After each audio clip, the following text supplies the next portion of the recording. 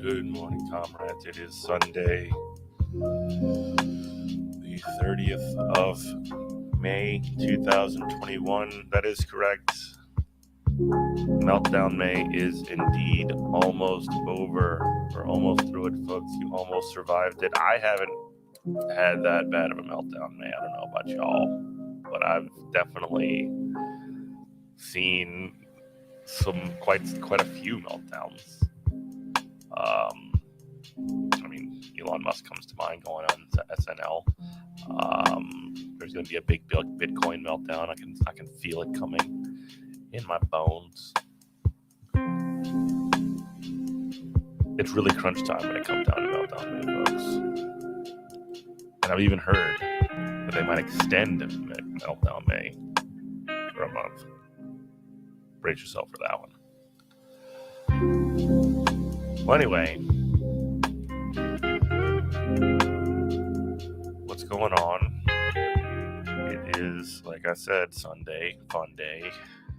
I got a couple. Actually, I did want to watch somebody did a review of the bad Ben Shapiro Bernie Sanders movie, and I figured we could watch that instead of watching the Bernie Sanders movie. Wait, Ben Shapiro was behind this, right? Or was it somebody else? I just want to assume that it is. No, Ben Shapiro did the horror movie, right? I didn't expect that's what it was. Yeah, okay. I get them mixed up sometimes, but still, I want to watch this. I want to watch this just because, I was totally fascinated by, not enough to watch it myself, but fascinated by this idea. And then we could watch some Gravel Institute stuff. Just reacts today, I guess. I don't really want to do a whole bunch of stories. I do have one that I want to talk about tomorrow, though. It's about co-op alternative to Uber and Lyft, which I just learned about recently. But not today. We're gonna be chilling today. We're gonna be having a little bit of fun. Not gonna stress. We're gonna kick back and relax. Sunday fun day. Wait, did I not let Tish back in? I might have accidentally left my dog outside.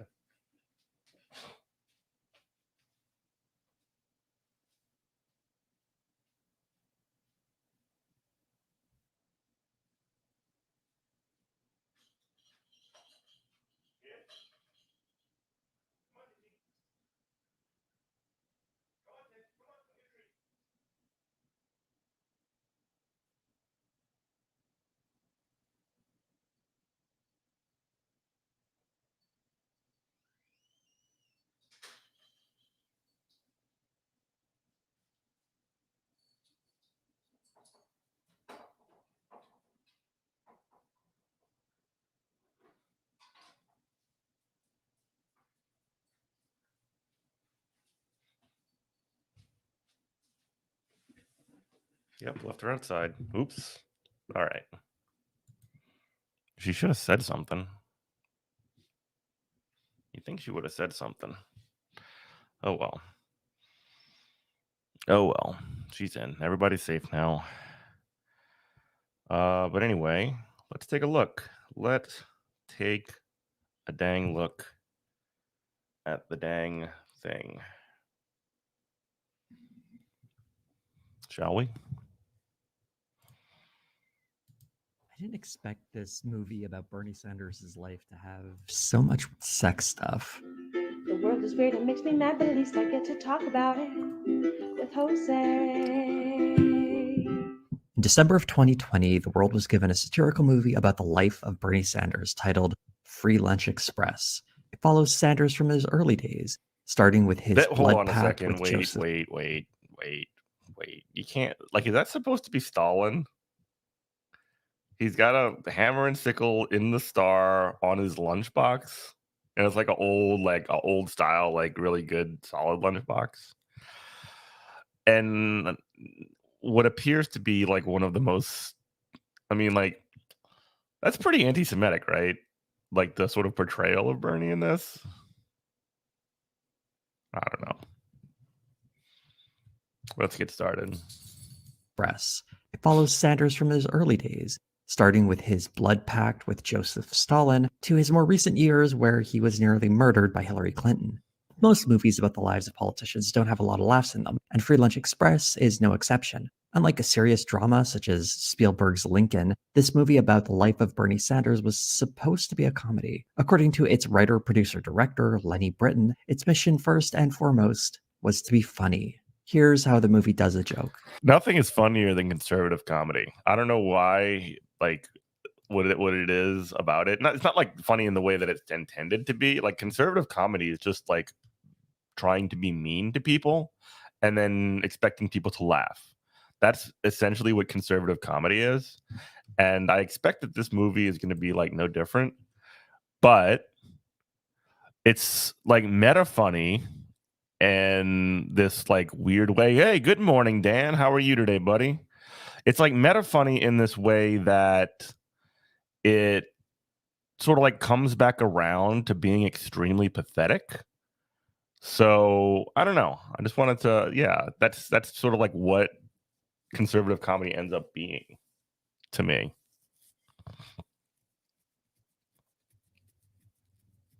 It's a beautiful day in the neighborhood. I hope I'm good, man. I'm good. It's a Sunday fun day. We're just doing some little video reacts and no news today. Just gonna be hanging out. Its mission first and foremost was to be funny. Here's how the movie does a joke. All we've been talking about are ways to take down the man. Why in the hell would we want to become the man? Just think about the Trojan horses. Horse condoms. No.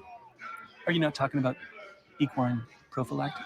It's only going to get worse from here. Holy shit, man. Like I know we've just started this video and I've paused it like 27 times already, but holy shit, right? Like just the most like simple like dick and condom jokes are hilarious to these people too. I don't know. I mean, like, don't get me wrong. Like, I'm here for a good dick joke or whatever, but like, it's got to be a good dick joke. Yeah, holy yikes. The relationship a biopic has to historical facts tells us a lot about what the filmmaker's concerns are. And that's Kevin Sorbo right there, formerly Hercules and the details from the the filmmaker Hercules decides show, to focus which on I used to love that show, by the way. I don't know if anybody used to watch that show. That had like it was like a block of these shows that were blocked by or like directed by Sam Raimi. It was Hercules and Xena, and Xena was way better. Who else? James Woods. Dude, I would not be surprised if he's a producer of this. I might have to go through the IMDb and see. He's probably a producer. I know. I'm almost 100% sure that Kevin Sorbo is a producer on this thing. Feels what part of their lives we, as an audience, are being told are most relevant to whatever point the movie is trying to make. A satire is obviously going to take some liberties with the subject's history for the purposes of humor. I'm sure no one watching this movie is going to think that the whole blood pack thing with Stalin actually happened, nor would anyone assume Bernie Sanders is actually having it would these be dope Jojo Rabbit-esque moments where he I don't know. talks I'm to not an a Stalin guy, but like I don't know. The kids doing blood packs for Stalin is like that is way better than like better than a lot of stuff that kids could be doing these days. Imaginary Stalin. This stuff is all fine. Well, not fine. It's completely devoid of humor, but conceptually I can understand this attempt at humor being in a satire movie. It still makes sense.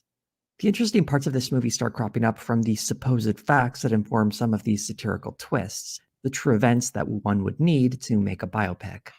These changes to Bernie Sanders' life seem less like an attempt at humor and more like a misunderstanding of the basic facts of his life. Here's one example. In the movie, Sanders goes to Moscow with his first wife for their honeymoon. We're going to Moscow on a honeymoon. Oh, Moscow, really? You sure you don't want to just go to Youngstown? Youngstown. Ugh. Seeing Moscow has always been my lifelong dream. The right-wing character of Bernie Sanders is that he's such a committed communist that he went to Moscow for his honeymoon. This isn't the joke. This is the setup for the joke. And if Bernie Sanders' life is supposed to be setting up this What the comedy, it makes some fuck glaring is mistakes with the this? facts here. Let's go over some of the problems. First off, Sanders and his first wife, Deborah Schilling. Okay, one of the reasons I really like these Jose videos, by the way, is because he actually he acknowledges a lot of the silly bullshit that's going to be in here, but then he actually does try and do serious analysis. And I'm sorry, I can barely even consider I can the thought of watching this movie is very funny to me, but Jose decides that they're gonna just watch the whole thing and actually tell you what they think, which is I don't know, it's unthinkable to me that you would do that to yourself. That sounds like choosing violence on yourself, but it makes for good content. Thank you, Jose. Here. Let's go over some of the problems. First off, Sanders and his first wife, Deborah Schilling, never went to Moscow. They were married in the 1960s, and the only traveling they did I could find was a trip to Israel to work on a kibbutz, which was before they married. They were only married for a few years, divorcing in the 1960s. The next problem is Bernie's trip to Moscow happened in the 1980s, and even though it did happen the day after a second marriage to Jane O'Meara, it wasn't a honeymoon, but actually a part of his official business as mayor of Burlington, Vermont. And I should also mention that Sanders' second marriage is depicted in this movie after he becomes senator in 2007, when in reality it was in 1988. That's a lot of stuff to get wrong. And all of these facts were completely butchered so we can get this scene in Moscow where Sanders' first wife is so disgusted with their honeymoon destination that she divorces him on the spot, and Bernie fakes having sex with her to impress his Soviet comrades who are What the listening in fuck? on them. Yeah, there it is. Yeah, come on. Yeah, that's good. That's good. Yeah, there it is. I like it. Yeah. All right, all right, good. This exemplifies the movie's relationship with its subject history. The joke isn't, let's pretend Bernie went to Moscow on his honeymoon. The joke is, Bernie faked having sex on his Moscow honeymoon. You have to accept the lie in the premise to get the joke. And the joke isn't even funny, so why bother with any of this? We aren't watching a movie about the life of Bernie Sanders. We're watching a movie about a right-wing character Not of the Bernie worst bit. Sanders with some bad jokes. I mean, if nothing else, it's a sight gag, right? The idea of this, and by the way, this guy looks nothing like Bernie Sanders. It's just some dude with a scraggly wig who's doing anti-Semitism as a bit. Just deciding to fake fuck nothing. You at least think that he would be doing a pillow or something. I don't know. Having sex on his Moscow honeymoon. You have to accept the lie in the premise to get the joke. And the joke isn't even funny, so why bother with any of this? We aren't watching a movie about the life of Bernie Sanders. We're watching a movie about a right-wing caricature of Bernie Sanders with some bad jokes thrown in. Here's another example. In 1972, Bernie Sanders wrote an essay about gender roles titled Man and Woman for an alternative newspaper that used some rather tasteless creative imagery. It resurfaced in 2015 as part of an article in Mother Jones. And while the spokesperson from his campaign distanced Sanders from the nearly 50-year-old article, some hay was made about Sanders being some kind of S&M fanatic. Free Lunch Express takes that misunderstanding from the right and makes this version of Bernie Sanders some kind of sexually repressed guy who's constantly trying to get his S&M erotica published. What if the writing thing doesn't work out? I have every confidence that it will. Well, I'm why don't you set your sight a little lower? Lower than writing porn? Because I feel like that's pretty sufficiently low. This, I suspect, is the basis for another tasteless joke where we meet Sanders' parents who, for some reason, are really into hooking up.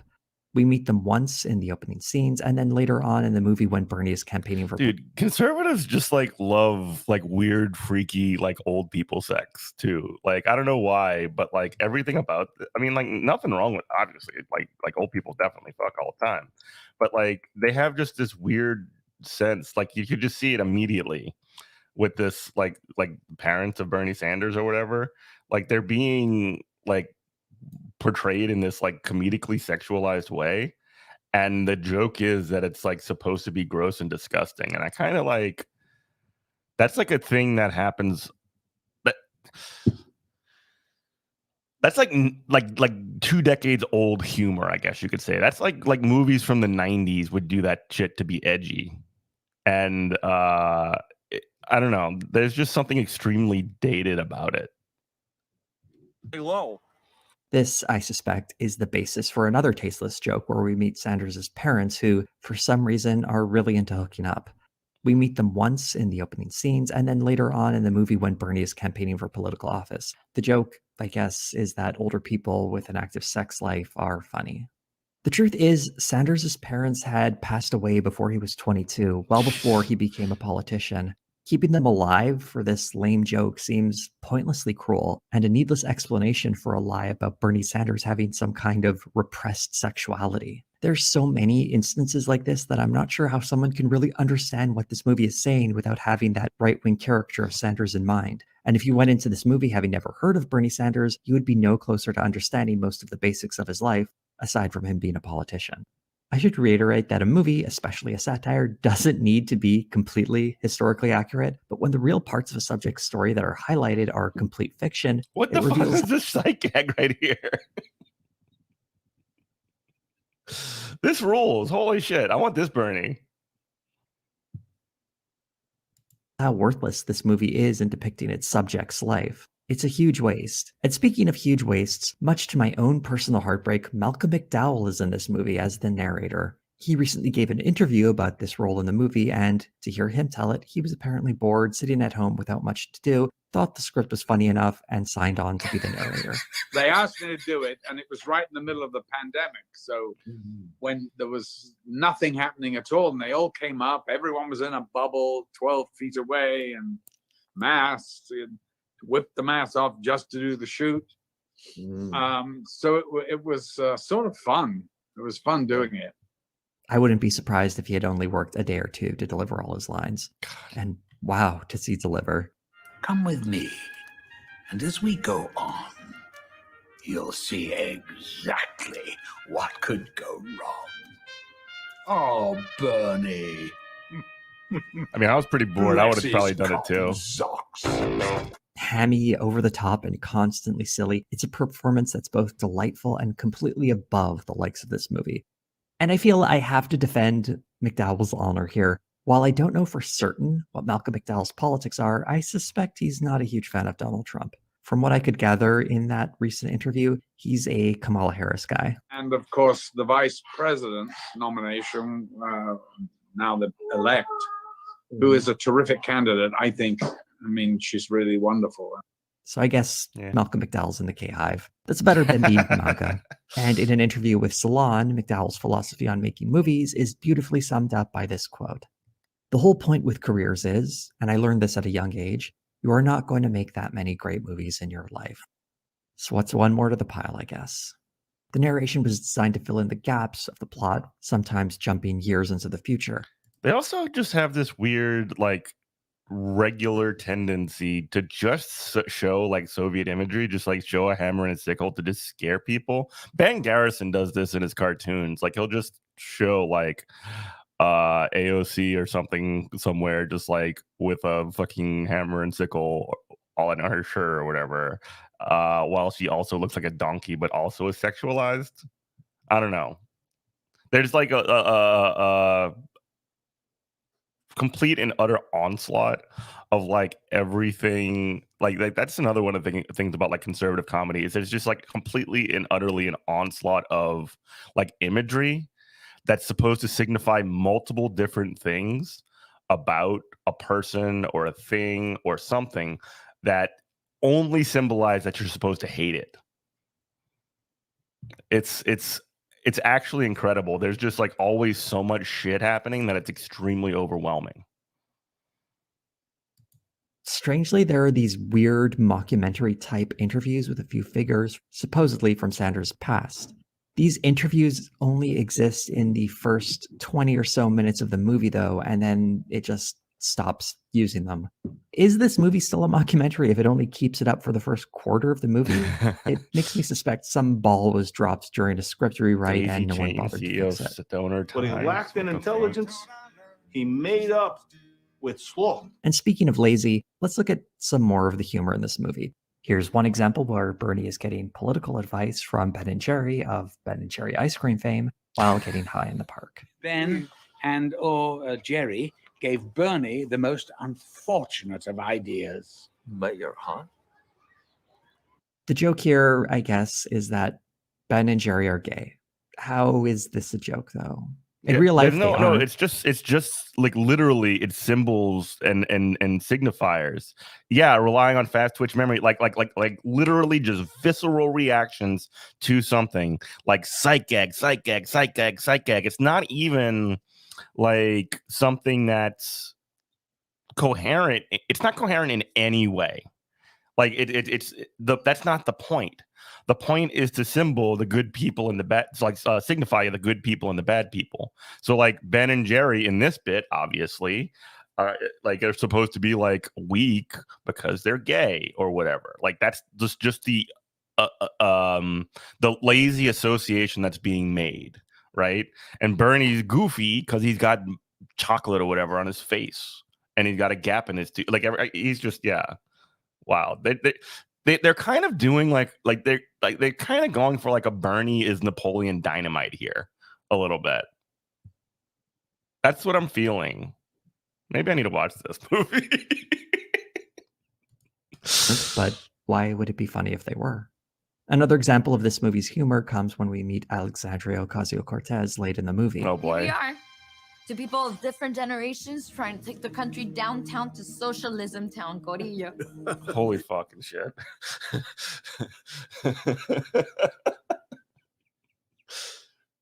They're like literally a caricature, like literally from the Ben Garrison cartoon. Hold on. She's like a character that Jennifer Lopez plays in movies.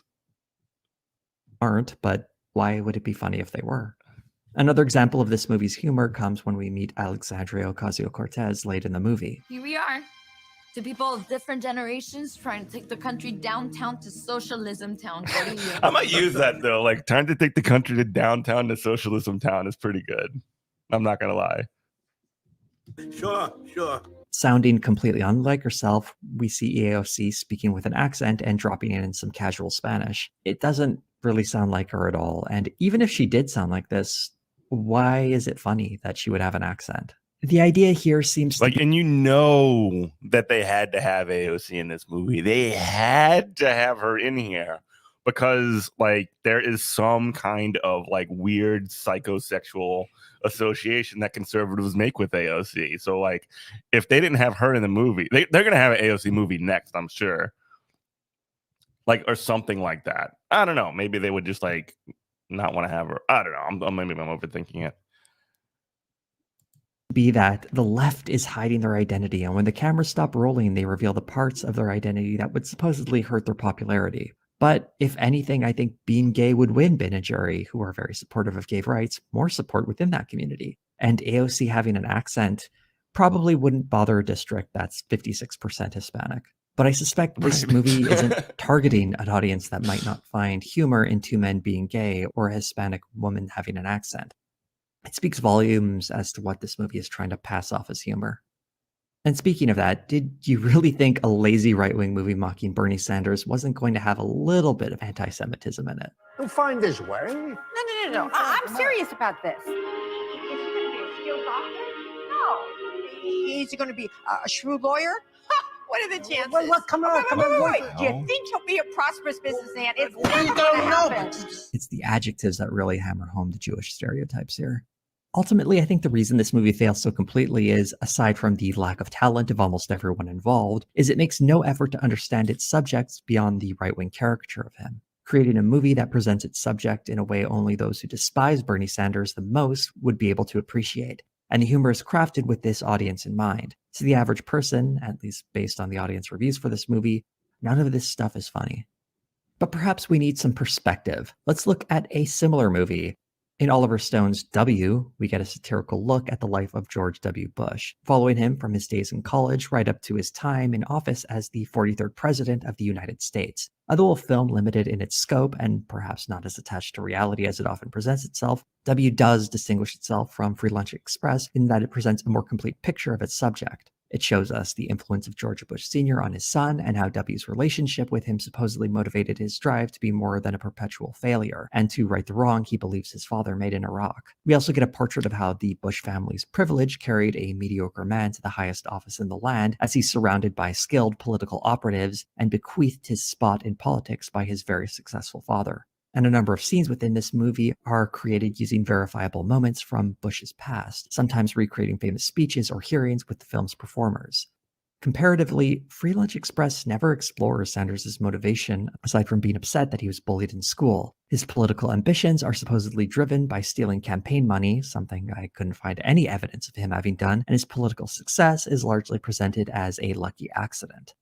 Yeah, that is kind of wild.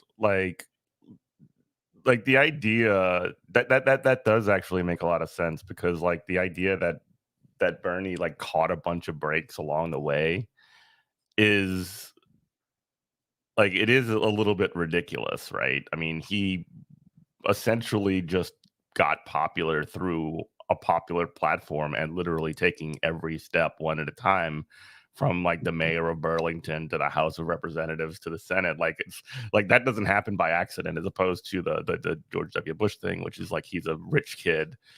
Yeah, it's propaganda. That's exactly right. But like, yeah, it's just like, it's very, yeah, I don't know. It is propaganda. It's like under the guise of comedy. Like in even like bad slapstick. It's not even good comedy. One interesting similarity these two movies have is how they explain the rises to power by their respective subjects. Sanders and Bush aren't presented too favorably in their respective movies, so their rises to power are similar in that they're both shabby dudes who fail upwards into their success. Both movies advance the idea that neither of these two earned their way into future success. In W, we see shocking ambivalence at times, such as President Bush giving out t-shirts to soldiers wounded in Iraq, and in Free Lunch Express, Bernie never even whispers about Medicare for all until it's That's time to true. make a deal with Hillary Clinton. The veneer The of idea that comedy. either of these men could care at all about the people they represent is never seriously considered. Considering Bernie's whole brand is standing up for the little guy, and he has a history of activism and political engagement, ignoring these parts of his history seemed like a deliberate effort to not understand him as a subject, or at Right. least not present these very real parts of his history. These movies have a lot in common in that respect, and it reveals that making a movie like this is often designed to be a political statement rather than strictly a comedy or a depiction of history. In W, there are some notable omissions regarding the Bush presidency. There's no mention of the terrorist attack on September 11th or the devastation of Hurricane Katrina. It's a movie primarily concerned with trying to understand how the invasion of Iraq happened. And even though it ultimately comes down hard on Bush for his role in the invasion, there's still some strange affection for former President Bush, as we have moments of sympathy for a guy doing the best he can with his limited faculties.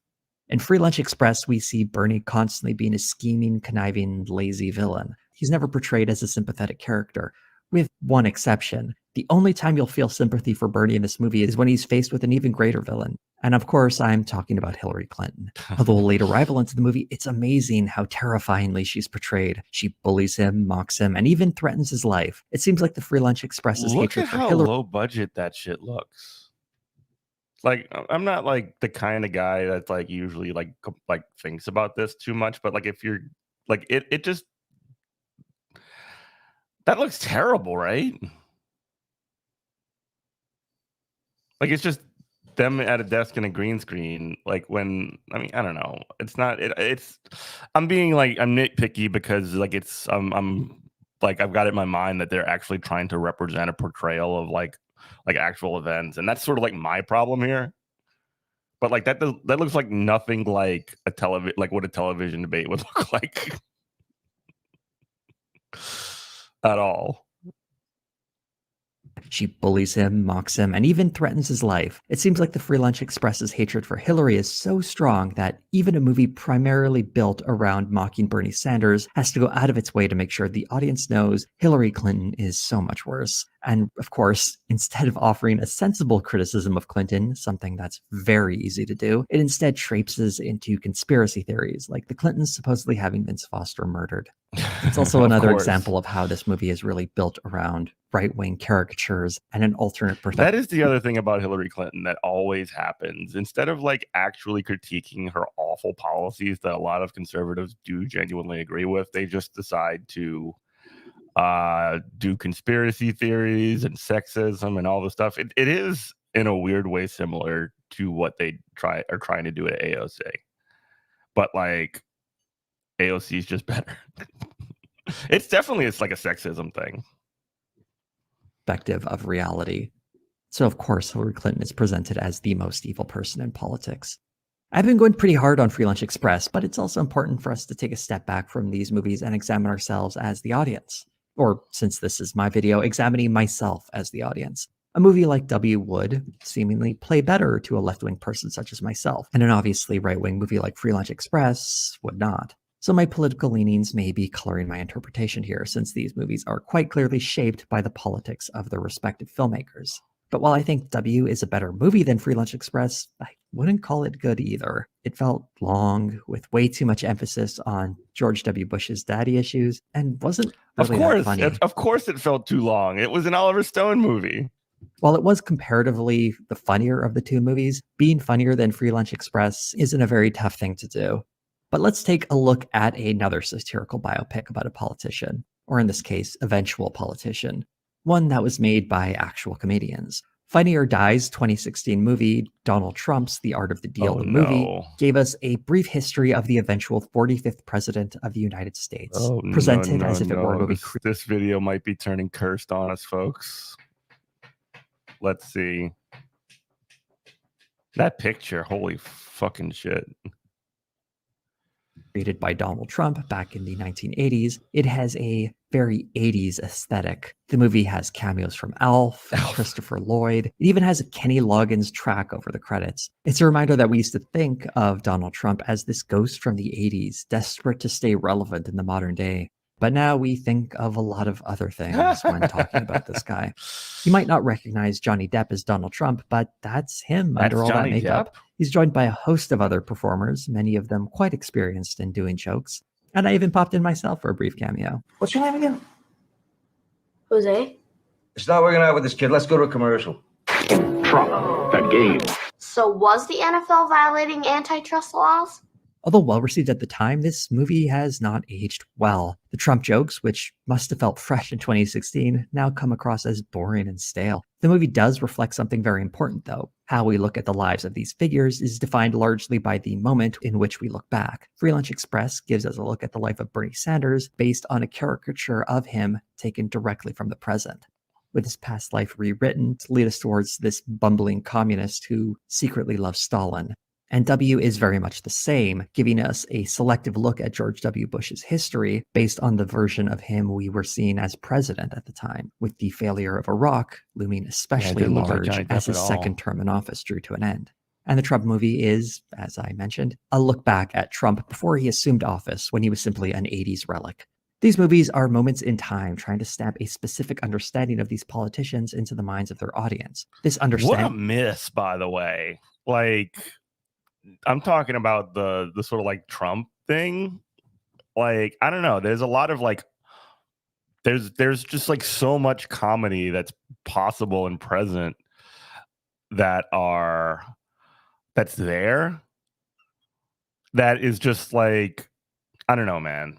Like, there's just like a lot of 80s, like stuff beyond the 80s that Trump was like also ridiculous for. I mean, like the idea that he was literally on a show, on like a wrestling show, and like, not, beat up Vince McMahon or whatever. He was on like prime time television throughout the 2000s.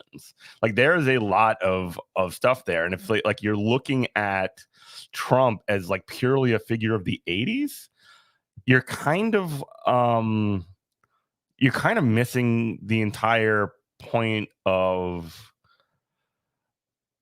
you're missing a big chunk of that history of like what made people appeal to people and like what was even present. So that's a miss. That's a big miss. Ending will reflect the politics of the filmmaker, and if we're really lucky, it will give us a greater understanding of the subjects. We know Free Lunch Express is no good to us, and W is fixated on one major aspect of the Bush presidency, and the Donald Trump movie only looks at who Trump was before he assumed his role in office. So let's look Also, at one before the what was the show? Oh my god, the one where he fired people. What's it called? I can't remember. This seems like a million years ago, but like that show was huge. more political satire biopic that very deliberately looks at one politician from a moment in time that might give us a better look at the impact they had on the world. Armando Iannucci's 2017 movie, The Death of Stalin, offers a more interesting take on the satirical political biopic. Based on a graphic novel from 2012 by Fabian Nuri and Thierry Robin, which subject, Joseph Stalin, spends most of the movie dead, or almost dead, and we spend the bulk of the movie watching the many men in his orbit scramble to make sense of a nation held together by this one man. It, of course, takes a lot of liberties with historical facts, but it does so in service to a greater narrative about how authoritarian rule does not abide sharing power, and how Stalin structured his government around fear of him. You learn much about the stature he grew to in his final days by seeing the effect his sudden absence had on those around him. We may never understand the inner workings of these political figures, especially when they're dead, but we can learn something of them through art that highlights how silly it is. Right, there's actually a critique in these movies. Like in like I guess in W there is more of a critique than, I mean, obviously there's no point in even doing a critique or like saying that there is one in the the Bernie movie, the Free Lunch Express movie. Probably the same exists in that Trump problem. The Trump movie is like not really a critique. It's just like doing yucks and like propaganda, as Dan mentioned. But like the idea of this film of The Death of Stalin is a critique on the sort of like the state of an authoritarian state, essentially. Is to have a world where the death of one guy can bring the ruling structure of an entire nation to a screeching halt. No doubt there are plenty of historical inaccuracies in The Death of Stalin, and it's jarring to see men who helped commit atrocities being portrayed as bumbling fools, even when the movie makes no attempt to hide their more monstrous sides. Thousands of people die during this movie, and execution scenes are played for laughs. It's a wonderful embodiment of a dark comedy. And it gets away with all of this because it managed to do one thing that Free Lunch Express failed at miserably. The Death of Stalin is funny. Look at them, you see? Okay. Those brain thieves. I see you heat me. There's food next door, gentlemen, please. You will not take me down. I will not go down. All the faults I found with Free Lunch Express might have seemed like nothing had it made me laugh throughout its runtime. But instead, I sat there with a bored expression, counting each excruciating minute. If you're curious to know what joke got me the closest to laughter, it was this one. So what are we going to call this new political party? The Soviet Union Party. So, catchy, don't you think? That's as good as it got.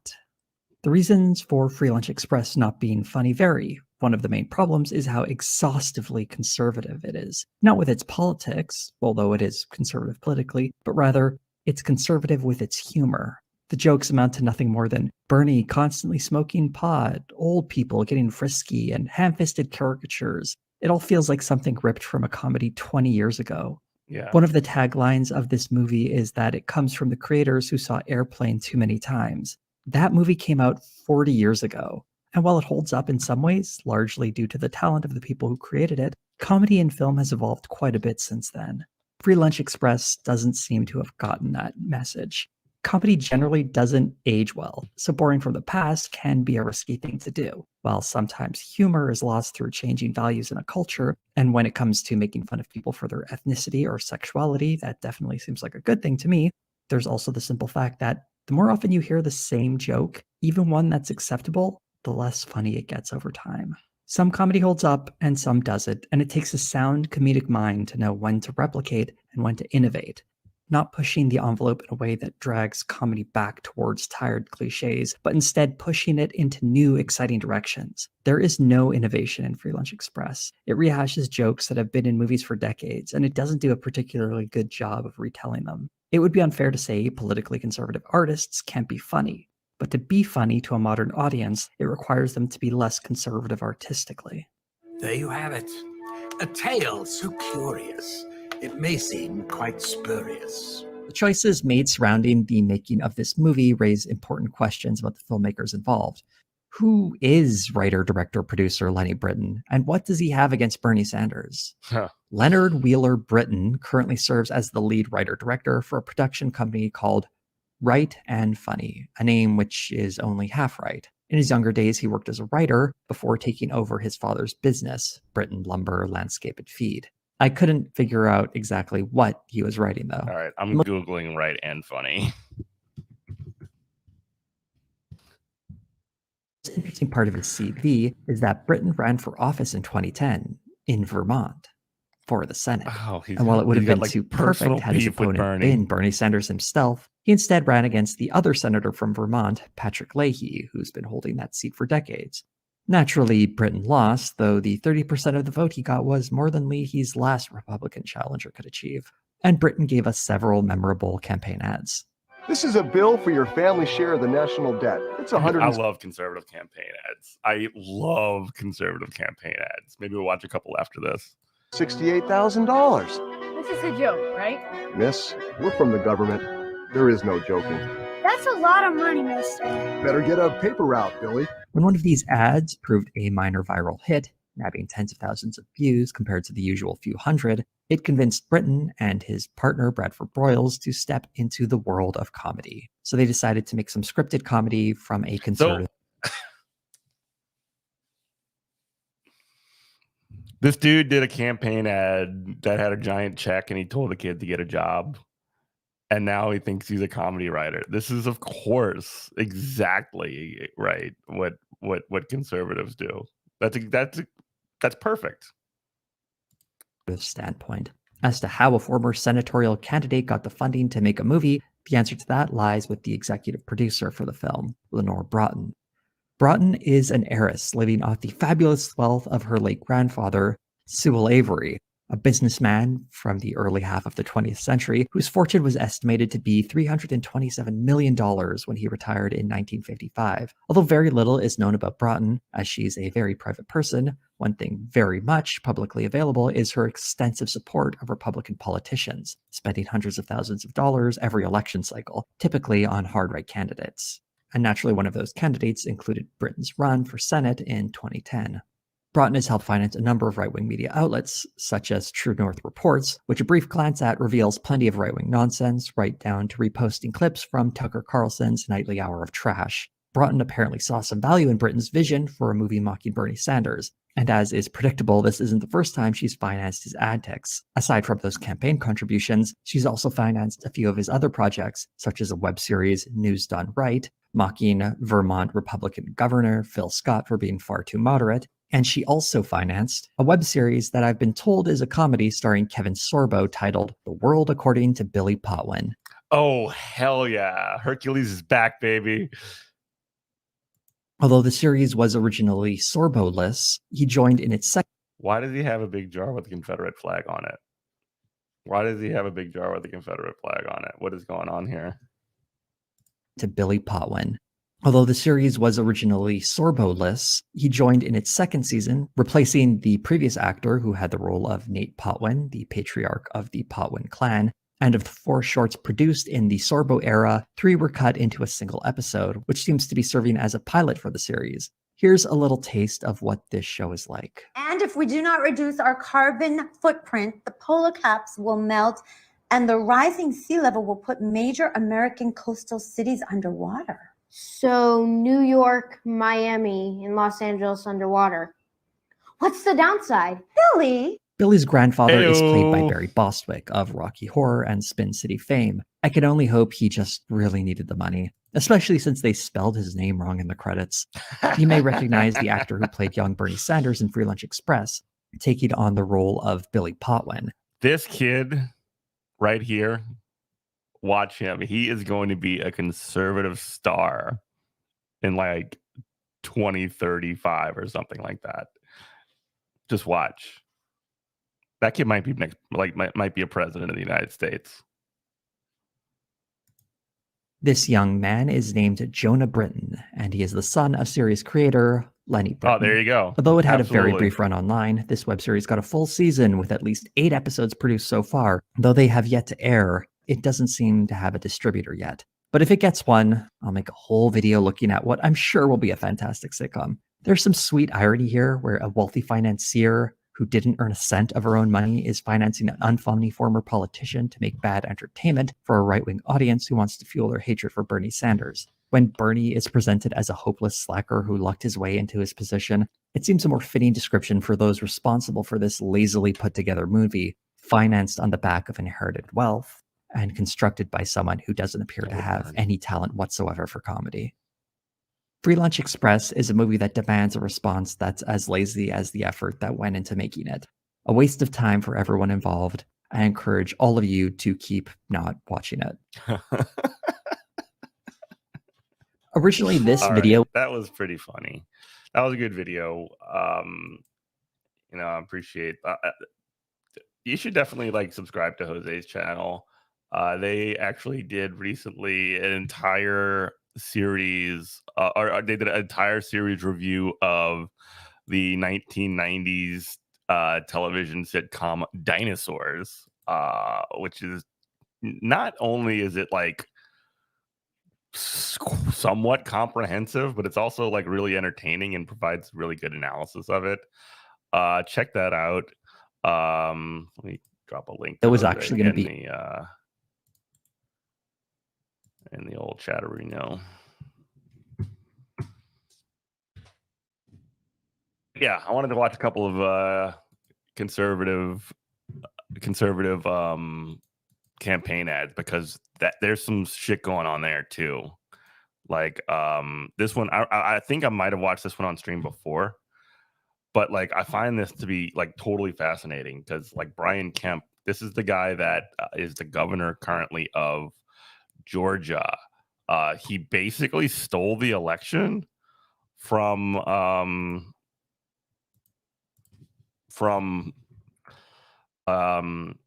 gosh, why can't I think of her name?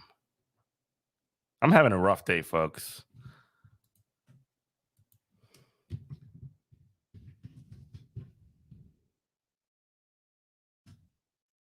Stacey Abrams. Hello. But anyway, and again, like Stacey Abrams is not like have my politics or anything like that, but she probably should be the governor. She almost certainly should be the governor of Georgia right now. Anyway, this is one of the ads that Brian Kemp ran. Let's just focus on him, but like, let's take a look. I'm Brian Kemp. I'm so conservative. I blow up government spending. I own guns that no one's taking like, away. Remember when, you know, when like conservatives just love to talk to you about virtue signaling and like how bad that is and how annoying it is when people are like, you know, showing off, you know, this is why I'm good because I do X. This is like literally that. This is literally like I blow up the budget. I like have guns, all this other shit. Is that a tree or an explosion? It's an explosion. Watch, let's look at it. I'm Brian Kemp. I'm so conservative. I blow up government spending. I own guns that no one's taking away. My chainsaw's ready to rip up some regulations. Yeah, let's cut them regulations, bro. I got a big truck, just in case I need to round up criminal illegals and take them home myself. Yep, I just said that. I'm Brian Kemp. If you want a politically incorrect conservative, that's me. Like seriously, like just like literally straight up virtue signaling. Here's my favorite one. This one's my favorite. I'm Brian Kemp. This is Jake, young man interested in one of my daughters. Yes, sir. Jake asked why I was running for governor. I said, 1, Cap government spending. 2, Take a chainsaw to regulations. 3, Make Georgia #1 for small business. and 2 things if you're gonna date one of my daughters. Respect. And A healthy appreciation for the Second Amendment, sir. we're gonna get along just fine. Like the whole point of the whole point of the ad is just like dating my daughter is the bit. Like it's self-explanatory. I don't even need to explain it, but like this is the sort of like values that they sort of are like pandering to. And like Brian Kemp, ripping up you must be a little bit behind, but ripping up the regulations with a chainsaw. Hell yeah, like just trying to just be epic on the video. It's like literally empty, literally completely fucking contentless. It's just kind of like being epic is the whole point of conservative ads, and I find them to be absolutely fascinating. I don't know, maybe I'm just like it's intended to trigger a certain part of your brain, right? Like the point of it is to be outrageous, and like it's obviously very clearly intended that people are going are supposed to like get mad about how he literally said it in the first So Conservative ad. Like, I'm so conservative, I got a big truck to bring home illegal or bring out illegals out of this country. That's right, I said it. Like that kind of thing. And like the whole point is that like he's supposed to be trying to be outrageous and like trigger the libs, and when the libs get triggered, then you can whine about them being snowflakes or whatever. Like it's very, very obvious what he's trying to do. Here's another ad. Oh, and what's his name is in it? The guy that wants to date his daughter. Yeah, dating my daughter. I got a shotgun, buddy. You better be good to my daughter, and you better respect conservative principles. Yeah, he's pointing a gun at Jake. I'm Brian Kemp. You've heard about all my guns, my chainsaw, and my truck. Now career politician. You've heard about my guns, my chainsaw, and my truck. Casey Cagle is falsely attacking me. Why do you think that is, Jake? Because you're a proud, hardcore Trump conservative on spending, immigration, and guns. Because Cagle's in a major corruption scandal and dropping like a rock. This guy right here, by the way, is like literally just an actor. Like his job is like, I don't know. It's very funny to me. Like this guy is, I mean, Brian Kemp is kind of getting shown up because he's doing like a bad version of like a wannabe like tough guy. Like I'm like he's pretending to be fucking like John Wayne or some shit. And this kid like actually is kind of effortlessly acting. On my truck. Now career politician Casey Cagle is falsely attacking me. Like he's obviously fucking reading like a script, right? And this guy over here is like way more natural. So like these ads, like they worked obviously because of like the dynamic. But it's just, I don't know. There's something very strange about it. On my truck. Now career politician Casey Cagle is falsely attacking me. Why do you think that is, Jake? Because you're a proud, hardcore Trump conservative on spending, immigration, and guns. Because Cagle's in a major corruption scandal and dropping like a rock in the polls. You know what? Sir. You're starting to warm on me. Yes, sir.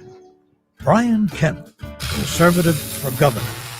They always do like the other thing too that you always get, and I get these sometimes because I live in fucking like Steve Scalise's district. He barely even runs ads here because he got the place so wired. But every now and then he'll like mail out like happy fucking Happy New Year from the from the Steve Scalise family, and he'll have like his wife and all of his fucking kids. You know, the wife that he. Well, never mind. I was thinking of somebody else. But anyway, yeah, it's really wild. They it's an onslaught, like I keep saying, of these sort of like conservative values or whatever, like guns, fucking like ripping up government regulations, and that's and like throwing at the illegals like over and over again. That's like the thing. Let me find one more, and then we can sort of like I'm gonna bounce after a bit. This one blows me away. This is one that I saw like a couple of months ago that is actually incredible. Where is it? Where is it? Come on now.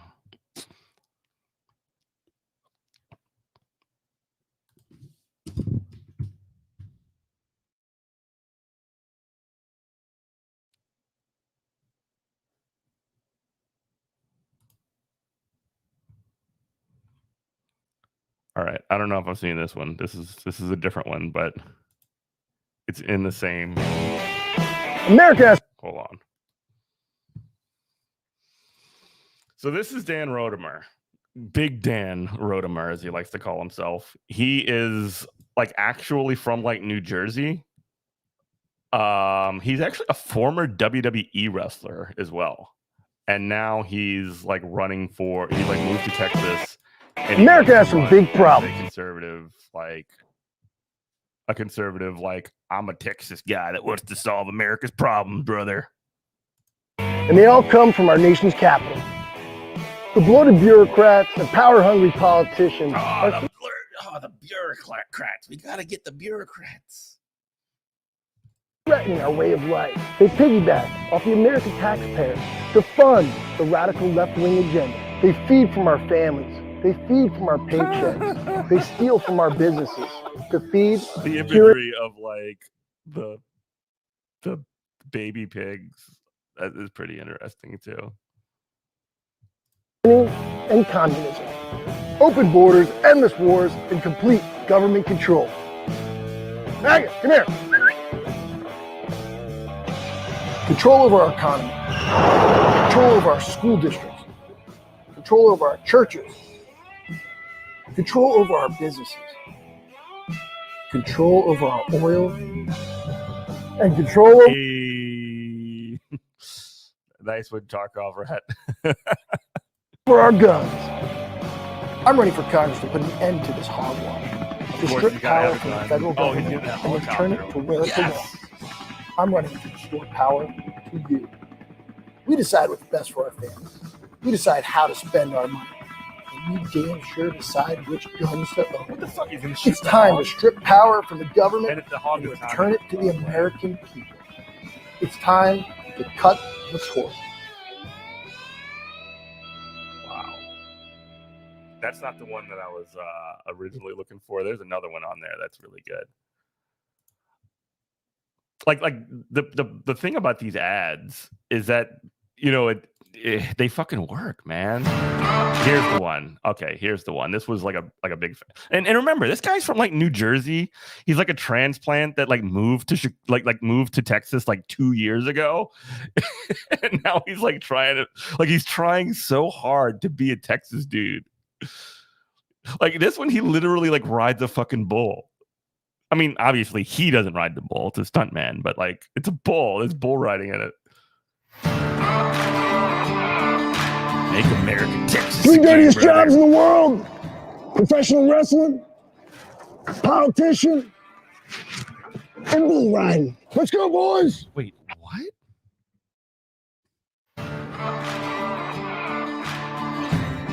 Three dirtiest jobs in the world. Professional wrestling, politician, and bull riding. Let's go, boys. What state are you in, Comrade? We call that bull Nancy Pelosi. It's the beast.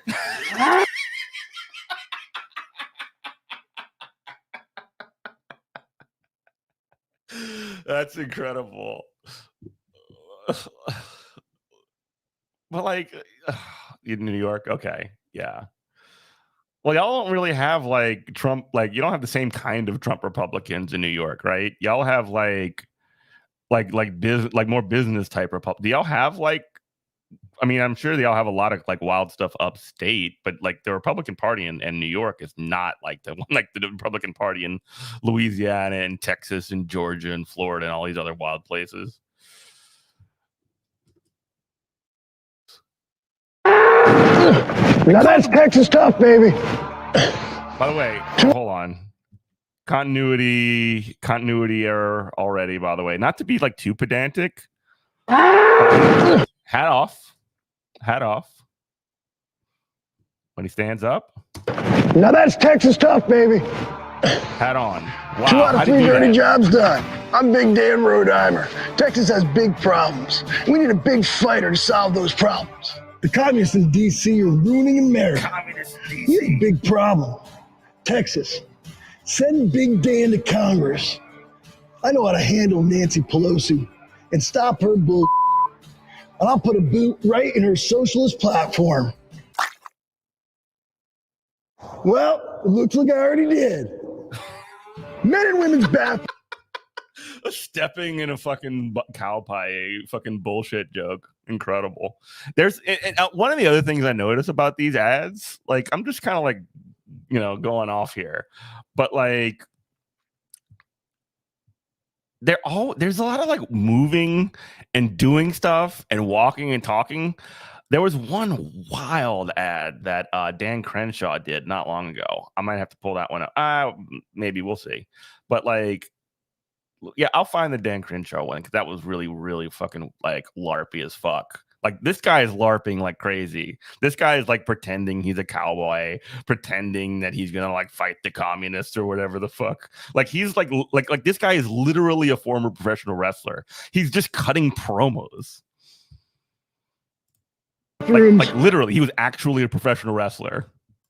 Boys and girls sports, higher taxes, higher gas prices. They're building a wall around D.C., but they're not protecting our borders. They're laughing at us. Now they're going to try to take away our guns? Oh, hell no. I moved my family of 7 back to Texas because I wanted to raise my kids in a constitutional-friendly state. Here in Texas, we are free. We live free. We are a threat to those in power. They hate Texas. They hate our way of life. The communists in D.C. want to shut down The problem is that this motherfucker's probably going to win. our churches, close our businesses, indoctrinating our children. Running on absolute fear. Like this dude is such a coward. Like, oh no, they're messing with our schools and they're messing with our churches and they're letting boys play girl sports and all this other stuff. Like it's such like wuss stuff. We are free. We live free. We are a threat to those in power. Like, they hate Texas. Shit right here. They hate our way of life.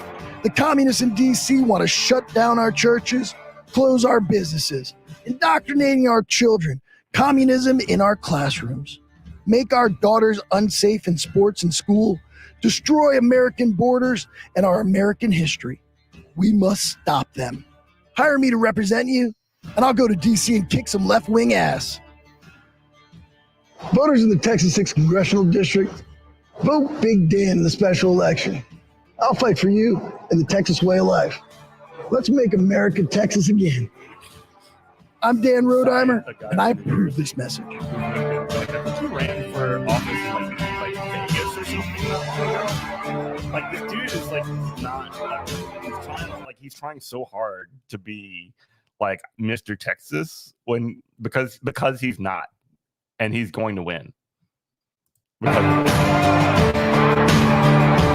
mean, obviously, I hope he doesn't. I just have an expectation that this guy's going to win. This is the craziest, most cringe shit of all. This was the cringe one. This was the one that that's wild. This is from last year. That, by the way, like Dan is like running now or something. Like, yeah, this was from 2 months ago. The one I just showed. Dan Dan Rodimer or whatever the fuck. This is Dan Crenshaw. This was like right before the 2020 election, and this is like Dan Crenshaw fucking like literally LARPing as like a fucking super spy or some shit.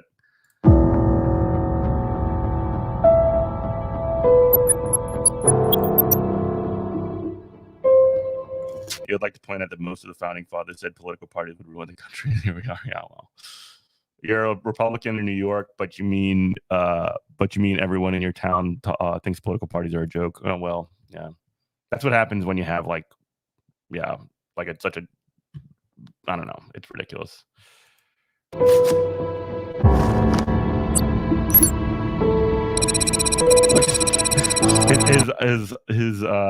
His damaged eye is actually like a super eye, like he's Solid Snake or some shit. Your mission, should you choose to accept it, will be to save Texas. To do so, you must recruit an exceptional team of congressional candidates. They must be courageous, patriotic, and absolutely fearless. Time is of the essence. The nation's future is dependent upon your success.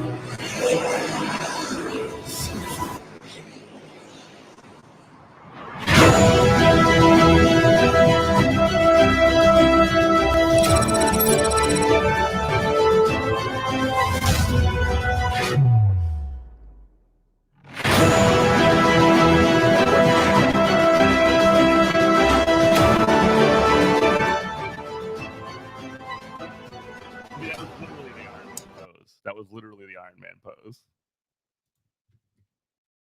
He's like they're literally that's the Iron Man pose. Like they're literally just trying to make him like an Avenger or whatever the fuck, and he's like such a fucking loser.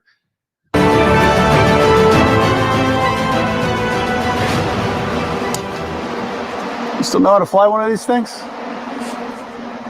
Dan Crenshaw. I'm putting a team together, Wesley. You in?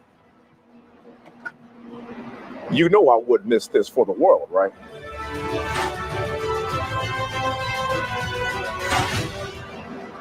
Wait. I think August is going to want to come too. You guys looking for a real pilot? Let me get The whole cleaned up. gang's here, folks.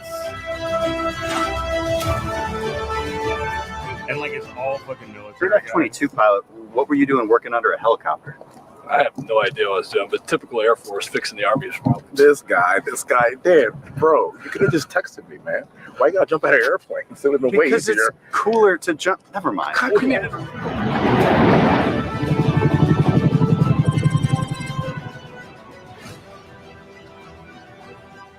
And I want to thank these officers for a job well done.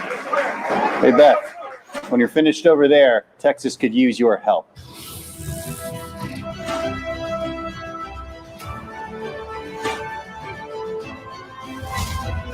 I just don't know how to keep it though.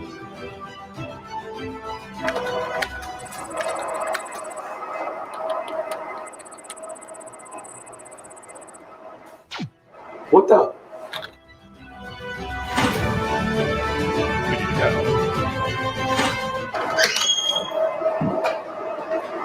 Hey, Tony, Texas has a better use for your talents. Wow. Whatever you're doing right now doesn't fucking matter.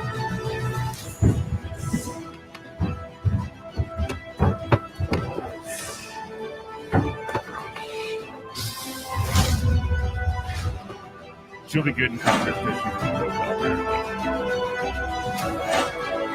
Hey guys, who's next? No. I got this.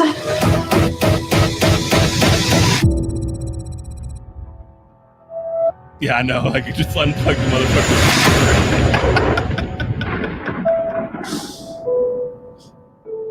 I mean, it's just like these people are just like wannabe action movie stars, but they like it's so fucking stupid. I don't know. Anyway, that's gonna be it for today. I could watch these ads like literally all day long. Like I could just sit here and watch conservative fucking ads. If you find any good ones, by the way, send them here. And I thought we had a couple of new faces in here. Smash that follow button. We're trying to sort of like grow the show. I'm here from 7 to 8, usually Monday through Friday, but every now I'll do I'll do weekend streams. I've been doing them this weekend because I actually had to take I had to take a couple of days off because of going out and getting the showing some solidarity with the teachers union, the Bay United. They just successfully got their union out there at Brick Lodge Academy. So smash the follow button. Thank you so much, Tarkov Rat. That rules. That rules. I appreciate that. Well, I'm going to go ahead and dip for today. Y'all go ahead and have a wonderful day. And I will see you tomorrow.